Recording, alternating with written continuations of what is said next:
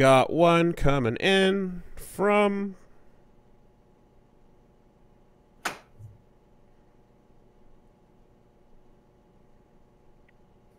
Pepper says, "Dear Professor, Wooly, and test subject Pat, we're slowly moving the myths of you only use 10% of your brain in the media. We're moving past it. I'm excited for the future bunk science.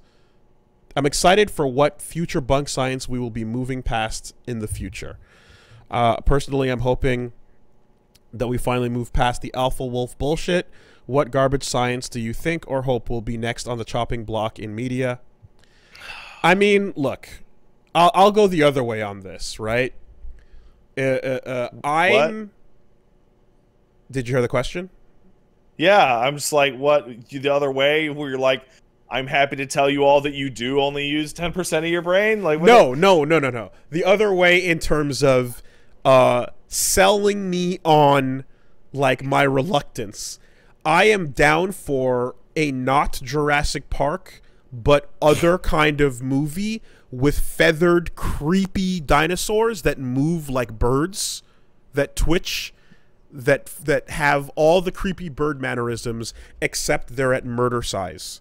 I'm down for a depiction of that somewhere to sell me on feathered dinosaurs. Feathersaurs, I can buy it if you put the work in. Because birds are creepy. Birds aren't creepy. Birds are stupid. Have you seen a bird? They're fucking stupid. Unfortunately. They're fucking dumb. Hummingbirds are cool. Yeah, they're cool. I saw one the other day. I couldn't believe it. I didn't know we had them up here. Especially when their wings beat at the frequency of the frame rate of the camera. So then it just looks like they're levitating. Just hanging out. The spine-tailed swift is also cool. I would like the fake science of videos people have sent me of rats being able to swim to pass, and for people to stop making these CG fakeries. I would also like to give a shout out to the Peregrine Falcon. It is the fastest flying, except for the spine-tailed swift when it's in descent. That's cool shit. Is that flying if they're just like rocketing towards the Earth via gravity? Yeah, so that's it. Like the Peregrine Falcon, you can't fuck with it. It's Air Razor. Can't touch her. Too fast. Flies around at crazy top speeds. However, when the spine-tailed swift feels like fucking around and finding out, it will dive faster than that. But like, is it diving at the accelerated speed of gravity? Well, all flight is controlled falling, Pat. I mean, under that context, like I could fly really fast for like a couple minutes. All flight is controlled falling. Okay.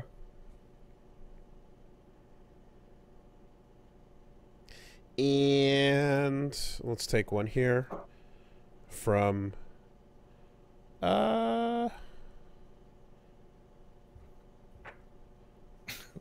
I can't get that fucking 6-foot Noid out of my head, dude. It's so creepy. Holy shit. Until you wake up and there he is. Oh, that'd be... Oh, man. That's worth it. Oh, going through the trouble to do that to someone, that's worth it. Sneaking into their house, the spouse is in on it. Yeah. Yeah, risking whatever, risking getting shot if you're somewhere where that happens. Yeah. Man, I'm just thinking, you know that movie Lucy with the Scarlett Johansson? Oh, God. That's the first thing I think of with the brain percentage. It's so upsetting. Yeah. It's so upsetting. The premise of this whole thing falls apart. Like, ironically enough, despite having somewhat the same plot, nobody's getting angry at the movie Powder, where the weird kid turns into energy at the end.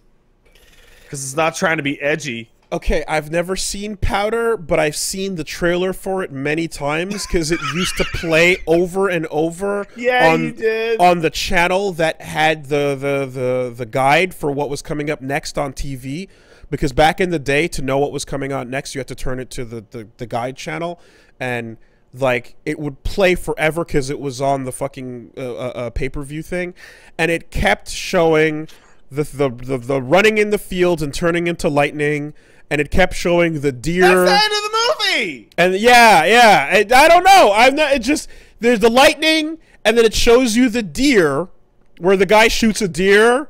And then he touches the deer and he touches the farmer. And he put it into me. And then the guy goes, ah, and the deer goes, ah, and the guy goes, oh, right? And then there's three things in that movie that, as far as my brain is concerned. He turns into lightning, he touches a deer that's screaming, and then he makes the farmer bust.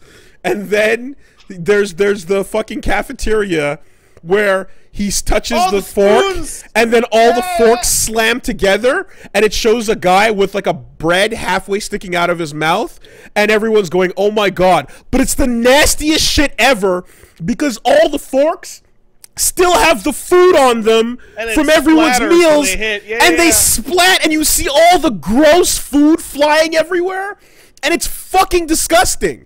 And I'm like, I don't want to see everyone's mouth food splatting together in a Katamari. Fuck this movie. And that's all I know about Powder. That's, you know what? I watched that movie and I don't remember anything other than what you just said. Three things. That's all the trailer was. Constantly. That's all your movie needs, man. Oh. Do you remember that movie where John Travolta got a brain tumor that gave him magic powers? Which one was that? Phenomenon. Oh, no, I never saw it. I heard, yeah, I know the movie, but I didn't see it. And then the end of the movie is they're like, we could take the tumor out and save your life. And he's like, no, I want to stay magic. And then he died. Do you remember that movie where Mel Gibson walks under a street light that sparks up a bit and then he can suddenly read women's minds? No, that's not how that happened. It's much stupider. Doesn't he like get struck with weird spark lightning? No. That's what women want. Yes. And he's an ad executive who makes manly products for manly men. And the guy tells him, because it's the mid-90s, dude, women are the ones with all the disposable income, do all the shopping. Like, you gotta advertise for women, you dumb bitch. Sure. And you gotta get in touch with your feminine side. So he goes home and he eats a bunch of chocolate and he does his hair up in like fucking curlers and puts like a fucking like a goddamn like mask on his legs to like fucking wax his legs, and he's like in a fucking bathrobe and shit, and then he falls into his bathtub and some bullshit falls in there and he gets electrocuted. Right. It leaves him when he walks under the street light. I believe that is the case. Yes. He walks under a street light and it starts sparking up, and then he suddenly loses his powers. Yeah. And then throughout the entire movie, he basically is using his power to read minds, and then he has relationships, but then the real one he needed was with was it Helen Hunt, I want to say. And in real life, if someone gained those powers, they would, well, behave like Mel Gibson in real life does. So I guess yeah, that was not quite the way things should have shaken out in that script. Something sugar tits. I'm trying to workshop something here, and I'm the whole time we've been talking about this, even when I'm talking, I'm like, how do I Mel Gibson? Okay. You should just smile and blow me. I don't want to actually before the jacuzzi. I don't, because they're horrible, but like I want to kind of work it. I got nothing.